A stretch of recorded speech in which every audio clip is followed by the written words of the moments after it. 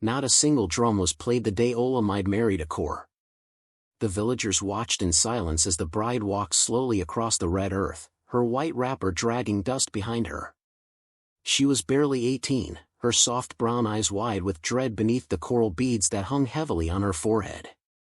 Her feet moved without rhythm, without grace, like the steps were not hers to command. Even the women, who always found something to hum during such occasions, stood mute as she passed. Mothers clutched their daughters tightly. Children stared, unblinking. The air held its breath. Olamide had once been the soul of laughter in the village of Oru. She was known for her voice, clear, bright, able to calm goats and charm the sting from bees. Her laughter used to float from the riverbanks where she fetched water, from the market where she helped her mother trade yam flour, from under the great baobab where she sang lullabies to orphan babies. But since the day her father accepted the bride price from Akor, her voice had gone silent. Akor was a man of shadowed wealth. No one knew how he came to possess so many goats, so much gold, or why he always returned from his travels with chests full of foreign cloth and charms sealed in dried gourd skins. He lived in a large compound near the edge of the forest, where fog clung to the trees like ghosts refusing to rise. He was nearly 50, with eyes like burnt charcoal and a voice that cracked like dry leaves. His first wife, Sua, had vanished 3 rainy seasons ago. He told the elders she had run away with another man. The villagers asked no more.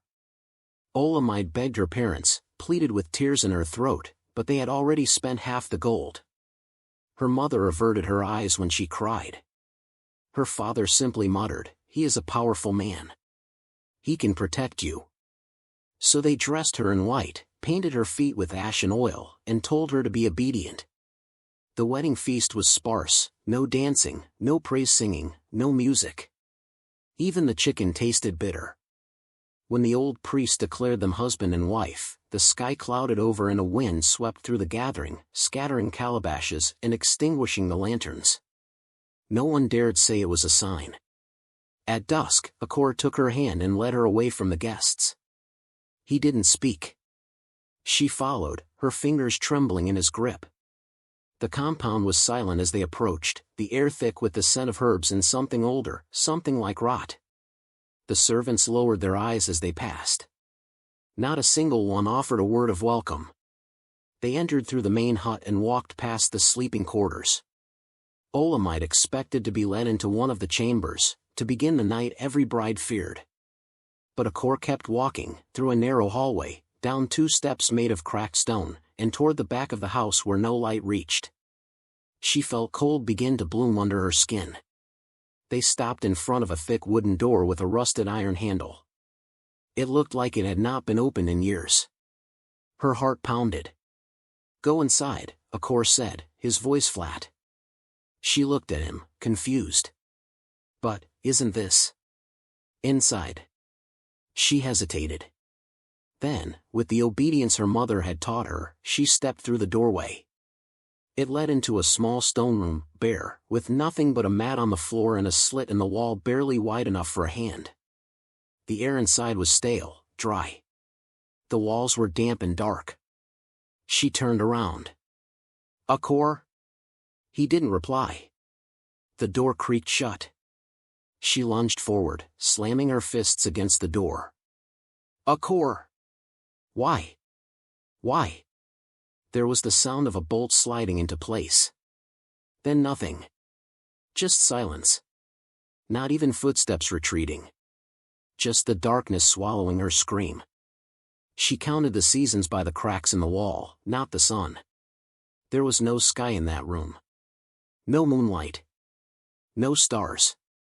Just 4 damp walls, a leaking ceiling that wept during storms, and a small square slot at the base of the door. Through that slot, a tin plate would slide in once a day. Cold porridge. A few scraps of yam. Sometimes nothing. She tried once to speak to the hand that passed it, whispered a soft, desperate please, but no reply ever came. The hand was always swift, always silent. Time lost its shape. At first, she tried to track the days by the meals. But hunger made the counting confusing. Some days she woke and the plate had already come, other days it didn't come at all. She wondered if Akor had forgotten her, or if he simply liked the slow sound of her losing herself. She tried screaming. At first, she screamed so hard her throat bled. Her fists pounded the door until her knuckles cracked open. She screamed until her voice turned into an animal sound, hoarse, senseless. But no one ever came. Not even footsteps past that corridor. The silence was thicker than cloth. It pressed against her ears like a hand trying to smother her. Sometimes she clawed the walls. Sometimes she lay still for hours, pretending she was stone. When the silence became unbearable, she sang, quietly, to herself. Songs from her childhood. Rhymes her mother had taught her while combing her hair. But the songs always ended with her in tears. In the endless stretch of time, memories began to visit her. Clearer than dreams. Like ghosts. She remembered her father's hands, rough from working the fields, but gentle when he held her chin to inspect her fever. She remembered her mother's voice, sharp when angry, but soft when she asked Olamide to help her grind peppers in the evening. She remembered laughter with her friends by the stream, the way the water caught the sun as they splashed one another, bare feet slapping against wet rocks. And her voice, how freely it soared then, like a bird unafraid of the sky. But those memories turned cruel in that room. They pressed against her chest like stones. She missed the wind, the smell of charcoal, the bite of mangoes. She missed being seen. One day, she found a shard of bone in her food. She didn't eat. She kept the shard and used it to scratch her name into the wall. First her full name. Then her father's name beside it. Then each time she believed a month had passed, she marked a line beneath them. The wall began to fill. When the hunger got worse, she started talking to the wall. She gave it a name, first Wall, then Ao, after the sister she never had. She whispered secrets to it, confessions, prayers, curses. The wall never answered, but it listened better than any human ever had. Then, one night, everything changed. She had been lying on her side, cheek pressed to the damp floor, eyes open but not seeing, when she heard it. Soft. Faint. A humming sound. Like someone tuning a melody beneath their breath. Her heart stilled. She froze. The sound was coming from behind the wall opposite the door. She crawled to it, slowly, as if moving too fast would make the sound disappear. Pressing her ear against the stone, she held her breath. Yes. A woman was humming. It was a song Olamide hadn't heard since she was a child, a lullaby sung to restless babies under the old Irako tree. The tune was haunting, slow, sweet like honey left too long in the sun. Olamide whispered, "Hello?" The humming stopped. Silence stretched for so long that she wondered if she had imagined it. But then, just as she began to pull away, the voice returned. Quiet. Soft as steam. "You shouldn't be here," the woman said. Olamide's lips trembled. "Who are you?" A pause. "He did this to me too." Her fingers curled against the stone. Her breath came sharp. "Akor?" A whisper. "Yes." Olamide pressed her palm against the wall. "You're in there? Are you alive?" Another pause. "I was once." The air in the room turned colder. The stone seemed to breathe. Olamide shivered, but she didn't move away. Her knees buckled slowly to the floor, and she leaned her head against the wall, listening. The voice continued. "He locks us where no light finds us. I sang, like you. That's why he chose me." Olamide's mouth was dry. Her heart beat like a drum. "What's your name?" she asked. "Sua." The voice faded. Olamide whispered her own name in return, her voice cracking. "I'm Olamide." But the stone didn't answer. Still, for the first time in all those voiceless days, she was not alone. "You shouldn't be here," the whisper said again that night. "He did this to me too." Olamide sat with her back against the cold stone, knees hugged tightly to her chest, head bowed in the dark. her ears strained for every breath that came from beyond the wall. The voice had become clearer now, still hushed, like someone afraid of being overheard, but steady and more present, as though it was learning to speak again through her. "Sua," Olamide whispered, her voice no longer trembling. "You're his first wife?" A pause. Then, "Yes." "He said you ran away." A dry, humorless laugh came through the stone. "It wasn't cruel, it was exhausted. I never left this place. I never had the chance." Olamide's throat tightened. "How long were you here?" "I don't know. Long enough for the world to forget my name. Long enough to forget the smell of sunlight." Olamide pressed her palm to the wall as if she could somehow touch her. She didn't ask what she feared most. Not yet. Each night after that, the voice came. Sometimes it hummed first. Sometimes it just spoke. Soft knocks would echo through the stone, 3, always 3, like a warning, or a greeting. Through the cracks of silence, Olamide began to learn pieces of Sua's life. She had been only 17 when she married a Kor. She had been a weaver, skilled with her hands and loved for her kindness. Like Olamide, she had entered his compound with hope crushed under obedience. She had sung for him, tried to be joyful, tried to bring warmth to that stone-hearted place. And just like Olamide, she had been led into a room with no sky. "He said my singing attracted spirits," Sua once whispered. "He said it made the dead restless." But it wasn't the spirits he feared, it was the joy. Olamide listened. Night after night. Sometimes she cried quietly, not because of the horror, but because Sua spoke with a calm that only those who had surrendered to their fate could carry. A stillness that made her feel both closer and further from the living world. One night, Olamide asked, How are you still speaking to me?" The silence was longer than usual. "Because part of me never left," Sua finally answered. "My bones are here. My voice stayed behind. I couldn't follow my breath into the beyond, not while he still walked freely. Not while another girl would come here after me." Olamide felt her heart slow. The room didn't feel like just a prison anymore, it felt like something sacred and terrible at once. A place that had soaked in grief, in screams, in memory. "How did you die?" she asked. There was no sound for a while. Just the familiar hum of Sua's lullaby brushing against the air. Then, he stopped sending food. Said he was cleansing my soul. I tried to dig. I tried to claw through the walls.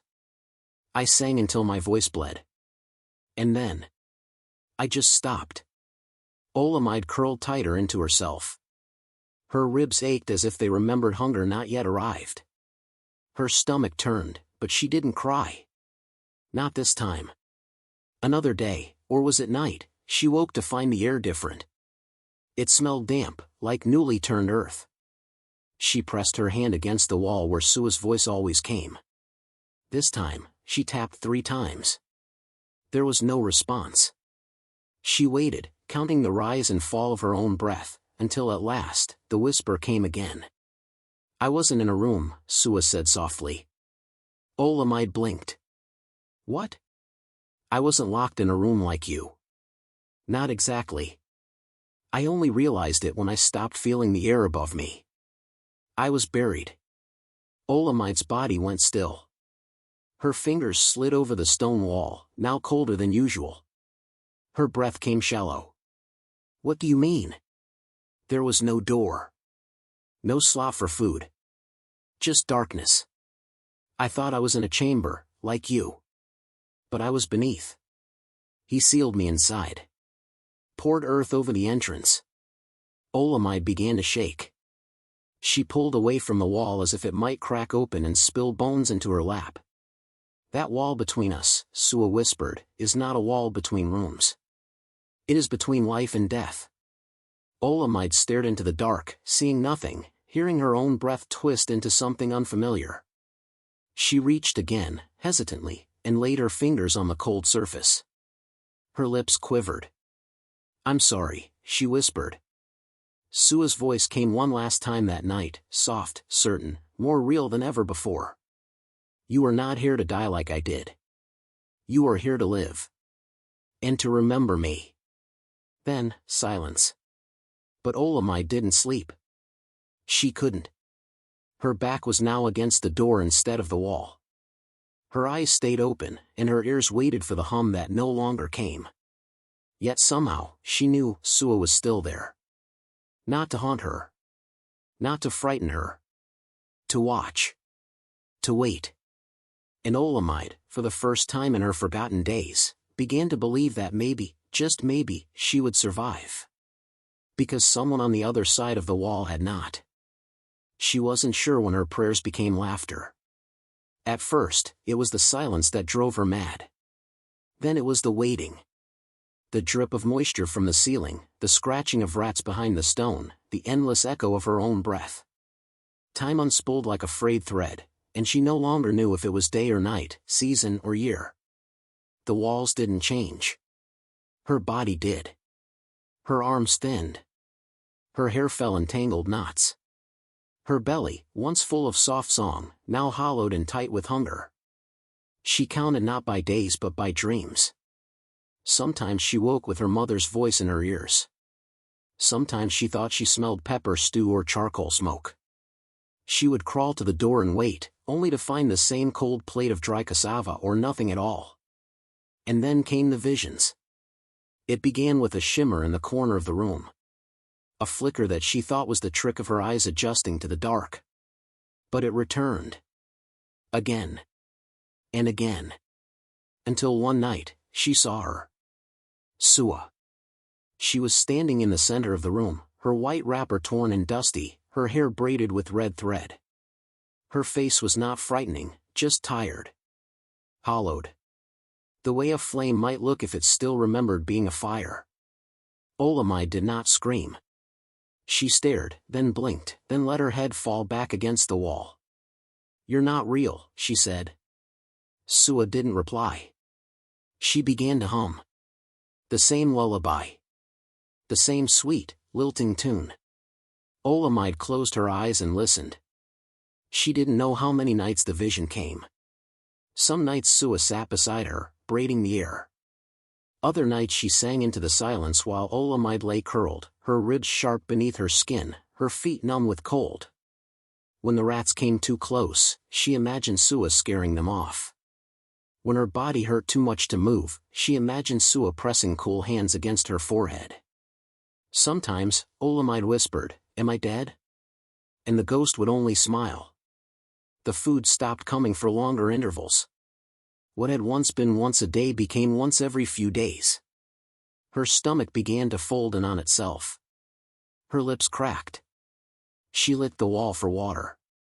She chewed the corner of her mat until her teeth bled. She sang to herself to stop from screaming. One night, the cold was so sharp it made her bones feel wet. She sat up slowly, her back a series of aches, and looked across the dark room. Sua was there, as always. This time, Sua reached for her. Olamide didn't move. Instead, she opened her mouth and began to sing. It was soft. Fragile. A wisp of a melody that cracked halfway through the second verse. But it was hers. It was the lullaby she had learned from her mother, then heard from Sua's ghost, and now sang as if it were the only thing anchoring her to life. To her surprise, Sua sang with her. Two voices, one living, one dead, echoed gently through the room. The song wasn't for escape, or for hope. It was a farewell to madness, or maybe a welcome to it. Either way, it felt like peace. Outside the compound, far beyond the rotting fence and the thick fog, a boy no older than 10 was gathering firewood with his elder brother. They were not supposed to go near Akor's land. Their mother had warned them. She said spirits walked there. That the trees whispered if you listened too long. But the boy had dropped his machete and it had rolled downhill. As he bent to retrieve it, he froze. A sound, soft, ghostly, floated on the wind. He straightened. His brother called for him, but he didn't answer. He turned toward the edge of the compound, where the walls slouched under years of dust and vines.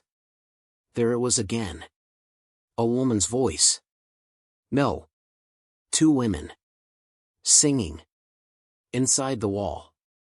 He ran, leaving his bundle of firewood behind. Ran through the bush, breath catching in his throat, feet slicing on thorns, until he reached his grandmother's hut. "Mama Nene! Mama Nene!" he shouted, barging in. His grandmother, old and nearly blind, sat by the fire, grinding dried herbs. "What is it?" she asked, startled. There's a woman singing," he panted. "Inside the ground. Inside the wall. By a core's house." Her fingers paused. "Two women," he added. One sounded like dust. The other like pain. Mama Nene looked up slowly. Her eyes, clouded with age, gleamed suddenly sharp. "No one has sung from that place," she said, voice quiet, "in 7 years." The boy shivered. "I think one of them is still alive." Old Mama Nene said no house should sing unless the spirits live there. She had lived through 4 famines, 3 kings, and a war that stole all the goats in Oru. She had outlived every husband she'd taken and buried all 6 of her children. Her back was bent like a bow, and her hair was silver wire, twisted into a crown only time could forge. They said she spoke to trees, that rivers warned her before floods came, and that the dead leaned closer when she walked past.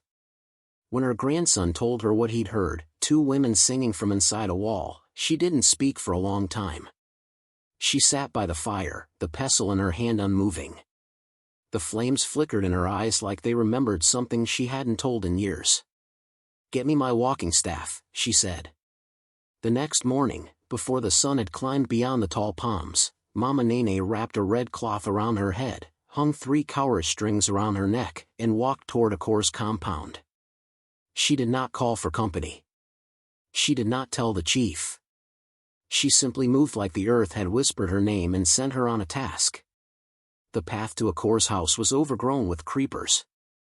The wooden fence sagged, half-eaten by termites. No birds sang in the trees nearby. The air was too still. Even the wind tiptoed past the compound.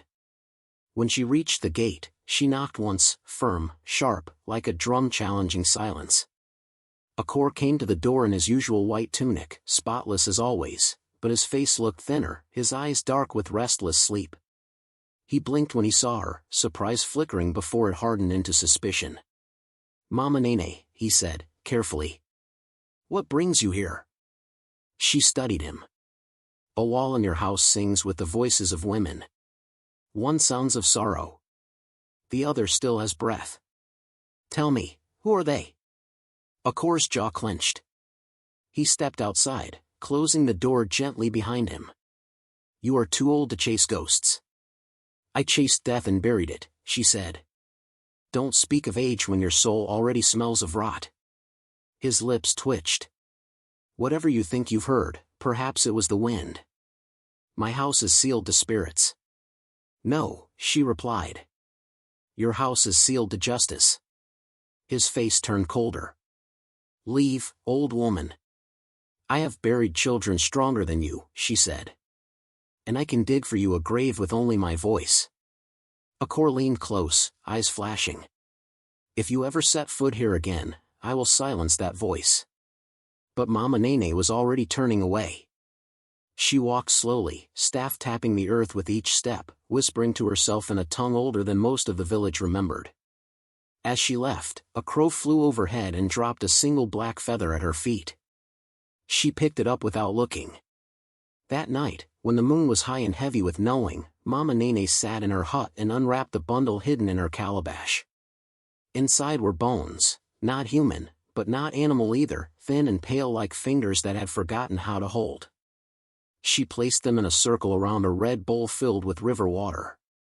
Then she lit a black candle made from ash and honey, its flame rising blue. She hummed the song the boy had heard. The lullaby of sorrow and breath. She hummed it until the flame shivered and her reflection in the water smiled back with someone else's face. Then she began to speak. She called upon the spirits who watched children weep. The spirits who heard the last breath of women buried in silence. The spirits that lived in the corners of rooms that knew no sky. Her voice cracked as she named Sua. Then Olamide. Then she named the man who took their voices. Her voice rose like a wind that didn't care who heard. Her words became a net. A curse. A whisper wrapped in vengeance. When the candle burned out, she tied a bundle of herbs, bones, and feathers together with red twine and spat on it. Then she stood and walked again toward the compound. No one saw her pass. The trees leaned back. She reached a coerced door and placed the charm gently on the doorstep. Then, with the last of her breath, she whispered a word known only to widows who had spoken with the dead. By morning, Akor woke choking. He clawed at his face, his mouth moving but no sound coming out. He tried to scream, to curse, but his lips would not part. Pain bloomed inside his gums like fire. He stumbled to the mirror and opened his mouth with trembling fingers. There was nothing inside, just thorns. Thin, translucent thorns, growing from his own flesh, lacing his tongue, his cheeks, his throat. They shimmered like glass. He fell to his knees. The house was silent. Except for the faintest sound from the back corridor, a girl singing, gently, like a lullaby. He curled into himself and wept. But his tears tasted of blood. She thought she was dreaming, until the rusty lock cracked by itself. At first, she ignored the sound. In dreams, the door often opened. In dreams, she walked out, blinking into sunlight, greeted by her mother's arms and the taste of warm yam. But this sound, this sharp metallic snap, was too crisp, too real. It echoed, then faded into the kind of silence that isn't empty, but waiting. Olamide sat up slowly. Her body had become a shell of itself, thin, aching, each movement stiff with pain. Her hair fell in rough clumps across her face, and her dress hung like it belonged to a corpse. But her ears worked. And she had heard it. The lock. She turned her head, heart beating with a fear so sharp it felt like fire in her veins. The door. It was ajar.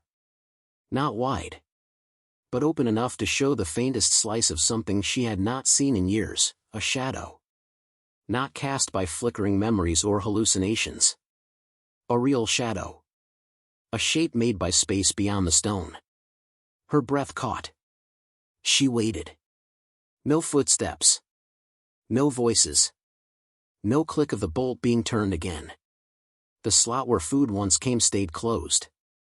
With trembling limbs, she dragged herself forward. Inch by inch. Her fingers brushed the edge of the door. It creaked softly as it widened. The room beyond it was dim, dust hanging thick in the air like mist, old cobwebs dancing in the slant of morning light that had somehow found its way in. She stared at the corridor beyond the room for a long time. The last time she had seen that hallway, she had been a bride, led like a lamb. Now, she crawled like something born from the dark. Her hands scraped against the cracked floor as she pulled herself forward. Her knees bled on the stone. But she kept going. The air outside the room smelled of age. Of mildew and dust and something sour. No voices. No servants. Not even the scurry of rats. The compound was a ghost of itself. She reached the main corridor and paused. Everything was coated in a layer of dirt and decay. The once polished wooden frames were now cracked and warped. Walls once covered in fabric were bare. The oil lamps lining the hall had gone dark, and the clay statues of gods Akor used to pray to had toppled, broken at the base. She pressed her hand to the wall for balance and stood, barely. With each step, the silence grew louder. It wasn't just absence. It was abandonment. The compound had not been lived in for some time. She moved through the room slowly, mouth dry, legs shaking. The kitchen was empty. The storage pots were cracked open. The floor was littered with broken calabashes and the blackened remains of forgotten meals. A rat's skeleton lay curled beneath a woven basket. Even the air felt older. Then came the smell. It rolled through the corridor like a warning. Rot. Heavy and clinging, sweet in the most terrible way. Her stomach turned. She followed it.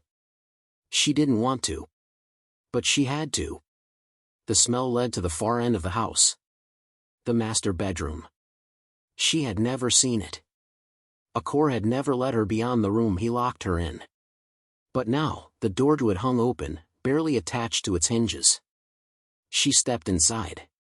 The stench hit her like a wave, and she covered her nose, retching, but didn't stop.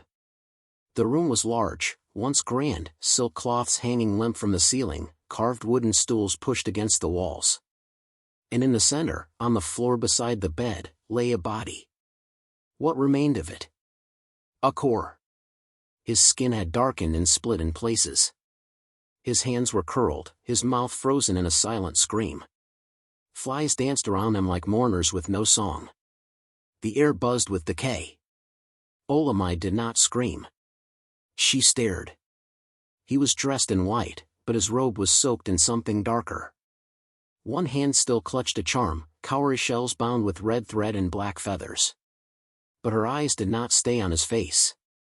They drifted to the object resting beside his head. A small, carved wooden comb. Delicate.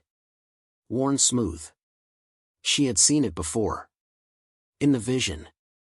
In Sua's hair. She knelt slowly, her legs folding like brittle sticks beneath her. She reached out, not touching the comb, just hovering her fingers above it. A hum stirred in her memory. The lullaby. Sua's lullaby. A cry rose in her throat and died there. She blinked, and for a moment, she thought she saw Sua standing behind her in the mirror on the wall, just a glimpse, just a blur. But when she turned, there was nothing. Just the corpse. And the comb. She sat for a long time. Hours, maybe. Watching him rot. Watching the comb that someone, something, had placed there. She didn't wonder how he died. She didn't question how the lock had opened. Some things didn't need explanation. Some things were justice. Eventually, she stood again.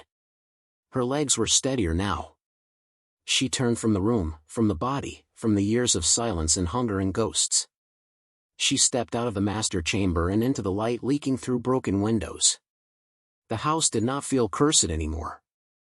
It felt empty. And for the first time in 7 years, she knew what to do next. She would walk. Away from walls. Toward the sky. They bowed their heads, but none met her eyes.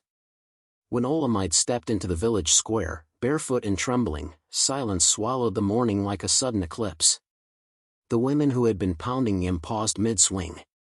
The children who had been chasing goats froze. A basket dropped to the ground and split, scattering dried peppers across the earth. Chickens darted away, sensing something the humans hadn't yet said aloud. Her body looked like it had been carved from clay and forgotten in the sun. Her bones pressed against her skin like roots fighting to escape the soil. Her wrapper was tattered, her feet cut from stones and thorns, her eyes dark with something older than sorrow. She didn't speak. She didn't need to. One by one, the villagers recognized her. Olamide. The girl who had married Akor. The girl who had vanished. The girl they had not spoken of in 7 years. Someone gasped. A woman screamed and ran, covering her mouth as if she had seen a spirit. Others stepped back, mumbling prayers under their breath. The chief's wives whispered and made signs of protection with their fingers. But not one person approached her. Not until Mama Nene came. The old widow parted the crowd with slow, steady steps. Her wrapper was a deep indigo, and her staff tapped the ground like thunder in the silence. Her eyes, milky and ancient, found Olamide in an instant. Without a word, she took the girl's hand, gently, like lifting something too fragile to speak, and led her away. No one stopped her. No one dared. In Mama Nene's hut, the air smelled of herbs and smoke and ancestral dust. She sat Olamide on a stool and poured water over her feet, washing away dried blood and mud. She bathed her body, rubbing oil into her thin limbs, and pressed warm porridge into her hands. Olamide ate in silence. Her fingers trembled with each bite, but she didn't stop. Only after the bowl was empty did she speak. Why didn't they come for me? Mama Nene was grinding leaves into powder, but her hands paused. I screamed, Olamide whispered. 4 months. 4 years. I screamed until my voice cracked and my skin bled. I begged. I sang. I called out for someone, anyone. She looked up, her face hollow. They heard me, didn't they? Mama Nene nodded slowly. They did. The words were simple. Quiet. But they sliced deeper than any knife. Olamide's breath hitched. Then why? The old woman sighed. She walked to a gourd on the shelf, poured water into a clay cup, and handed it to Olamide. Then she sat across from her. They feared him, she said.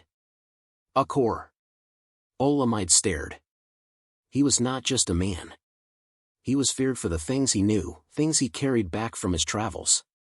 They said he bought charms from the Red Coast.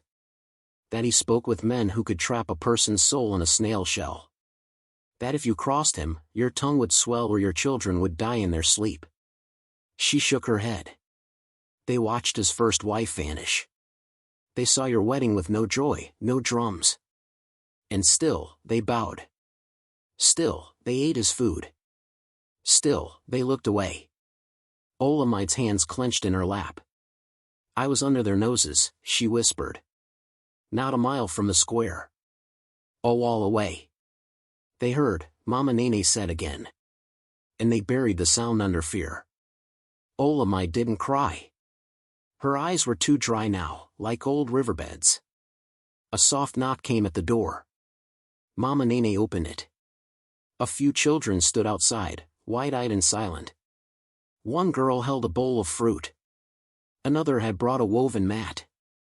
The boy who had first heard the singing, Mama Nene's grandson, peeked from behind the others. Can we see her? One of them asked softly. Mama Nene glanced at Olamide. Olamide nodded once. They entered quietly, placing their offerings on the floor. The smallest child, a girl with short tight braids, stared at Olamide as if looking at something she'd only heard about in stories. My brother said, the door opened by itself, she said. But the woman who opened it wasn't a person. Olamide tilted her head. She wore white, the girl continued. And her feet didn't touch the ground. He said she floated. And when she looked at him, his ears started ringing. The children murmured in awe. One said, was it a ghost? Another whispered, was it a spirit? Olamide's breath caught. Sua. She saw it then, Sua's carved comb beside a coarse corpse, the open lock, the silence after the singing. Mama Nene dismissed the children gently. Go now. Let her rest. When the door shut again, Olamide whispered, she set me free. Mama Nene did not ask who. She only said, sometimes, the dead do what the living are too weak to. That night, Olamide slept on a mat beneath a woven roof, surrounded by warmth and the smell of healing leaves. But she did not feel safe. She felt seen. And that was heavier than fear. They say it rained bones that night, but none dared touch them. The air had turned thick and still, the kind of silence that presses on the skin like damp cloth. No crickets chirped. No goats cried. The sky above Oru was swollen, black with clouds so dense they looked carved from stone. Thunder rumbled low and long, like the growl of a buried beast. Inside their huts, the villagers whispered and prayed. None dared to step outside. It wasn't just the storm that frightened them, it was the feeling that something old, something long buried and angry, had awakened. Then the wailing began. It was not human, not quite. It started near the river and moved like wind, brushing through the thatched rooftops, sliding under doors, curling around rafters. It was a woman's voice, yes, but not one bound to flesh. It sang no melody, only grief. Long, sharp grief. Some villagers covered their ears. Others knelt and begged forgiveness for what they had ignored. And then someone saw her. A child at the edge of the village looked out through the slats of his window and screamed. His mother rushed to silence him, but she too froze when she saw what he saw, a pale woman in white, her feet not touching the ground, walking toward a coerced compound. Her face was veiled in mist. Her arms hung loosely at her sides. Her hair floated around her like slow-moving smoke. She did not look left or right. She walked as if she had walked that path before and died on it. The wind roared to life behind her, ripping leaves from the trees. The thatch from a core's roof began to lift, straw by straw, like the storm itself was unmaking the house. And then came the lightning, not in forks, but in sheets, flooding the compound in flashes of blue fire. No one saw who set the flames. But by the time the first rooster cried, a core's house was gone. All that remained was a blackened patch of earth, still smoking. And the bones. They were scattered, fragile and half buried in the ash. Small bones. Long bones. A child's jaw. The curve of a woman's ribcage. At least a dozen different remains, white and brittle like dry maize. No one dared go near. Even the crows kept their distance. The villagers stood at a distance, silent, afraid. Some wept openly. Others turned their backs. It was the ghost, someone whispered. No, said an old man. It was all of them. The ones we forgot. But that wasn't the end. Just before noon, as the sun broke through the storm's tail, a boy screamed again, not in fear, but in awe. Where the compound had stood, something now grew. A tree. It hadn't been there that morning. It was too tall, too thick. Its bark was smooth and dark like midnight. Its branches stretched wide, shading the ash with green leaves that glistened as if wet from tears.